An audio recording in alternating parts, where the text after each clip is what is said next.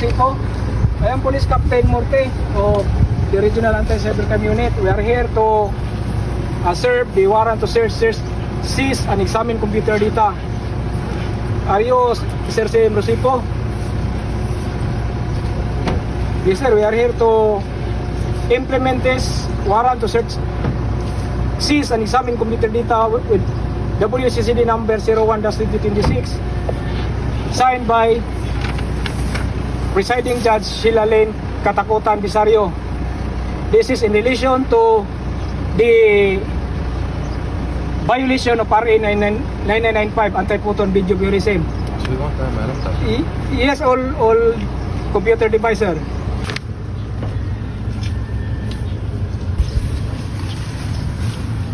Are you Sir CM Rosico? Yes, I am, yeah.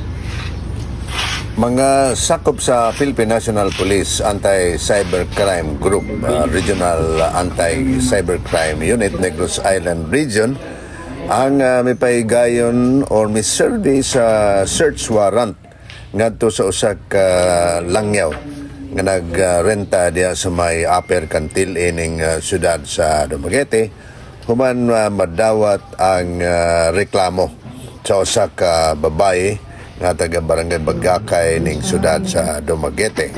Aduna kini kalambigitan sa gitawag nga Anti-Photo and Video Voyeurism Act, Republic Act 995 or 9995 nga balaod nga nag-penalize sa walay pagtugot, pagkuha og picture, pag-share, pag-distribute sa usa ka intimate nga hulagway or video, especially kung makita ang pribadong parte sa lawas niini, ilabi na kon during sexual acts without consent. Sumala pa sa Pangulo sa Anti-Cybercrime Unit sa Kapulisan sa Kamanduan Provincial nga si Captain Gaudioso Morte. Kaning atong gibuhat karon is nag-conduct og warrant to search, seize and examine computer data against sa Foreign National, na ang subject nato is to seize the computer devices and peripherals na diri naka-specify sa warrant to search and examine computer data nga giluwatan sa atong judge. Atong pagdun natin complainant, siya mo ini ato sa opisina para makuan na doon na siya video na naka-circulate online sa atong kuan kaning Foreign National, naka-post online. So iyang nireklamo siya na dili siya ganahan sa video and na i-publish, iyang ipa-take down supposedly pero wala na take down. After that time atong nakanak nag-file ta og corresponding case and in support sa case nga atong i-file, muna na-apply to warrant to search and examine computer data to make it strong ang atong file airtight. Sa online sa iyang YouTube account. That was kuan mo siya on September, first week of September ni siya nakuha, and 2025, September 2025 last year. Kay naay nag-inform niya nga nagkuan na nunay video ni kalat and dili maayo ang headings, so mutong reklamo sa title mismo sa video. So mutong reklamo ani it come to kuan niya, nakita niya nga kato na kuan na siya kanang na videohan na yung kuan private part. Lagyan na siya na? Yes sir. So, dili pa sila kaila o kaila?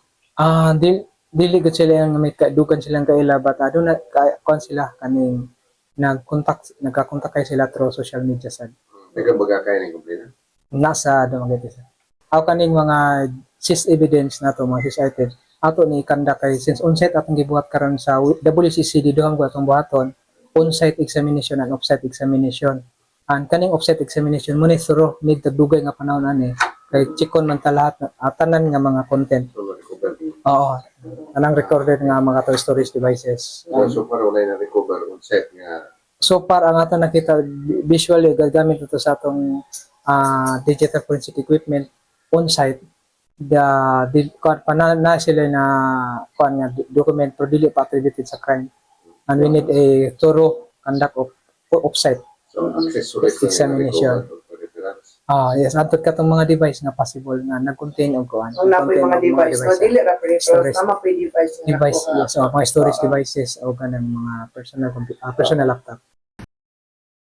Yes, it's a resolution declaring this Estonian blogger as persona non grata here in the city of Dumaguete. This will be furnished to the national government agencies, and if the national government can see this, well, in fact, dagan na kining complaints na abot na mismo sa Malacanang, because I've been receiving also emails from Malacanang na na-receive na nila nila complaints. So if the national government can declare him as persona non grata in the Philippines, he can never set foot here in the Philippines. So I hope na the government agencies will cooperate as well. You know, we've seen it online na grabe gid ang human rights violations aning Estonian vlogger.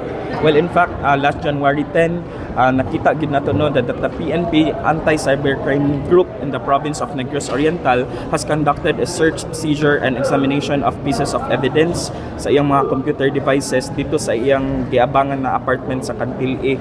So there were several videos online, no, and dagan pod kaayong reports against this Estonian vlogger na grabe gid they felt harassed and violated sa ilang mga nakitaan online na wa sila nakabalo na ilang mga nawong naana day sa YouTube, naana day sa TikTok, naana day sa ubang mga social media platforms.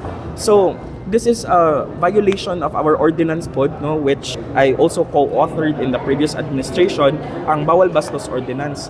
And Dumaguete is known as a city of gentle people, pero na mga tao diri nagabinastos atong mga katawan. One time, well, he was walking in the painitan, iyang gitawag ang mga kalalakinan dito og mga unggoy, mga monkeys kuno. So kanang mga tao na mga inosente, iyang gimak, no, he's being racist, gisaway niya ang atong mga katawan sa Dumaguete. So that's why today I'm very overwhelmed because I got the support of our fellow councilors here in the city council to declare this Estonian vlogger as persona non grata in the city of Dumaguete. Yung mga private parts sa mga bayi na iyang gi kumot-kumot while he was in the public market, and then ay mga bata na iyang gipasulay og vape, no? So I mean, how can we accept this kind of behavior in our city government of Dumaguete? So I've mentioned earlier po na this serves as a warning na if you are someone who dares to violate our laws here in the Philippines and as well as in the city of Dumaguete, we will make sure to hold you accountable yun o mga tubang yun ka sa korte. You know, if we tolerate this kind of behavior sa mga violators diri sa atong city, this will surely damage the reputation of Dumaguete City na atong gipaningkamutan og maayo og pagwapo for the city to flourish and of course to look good in the whole world.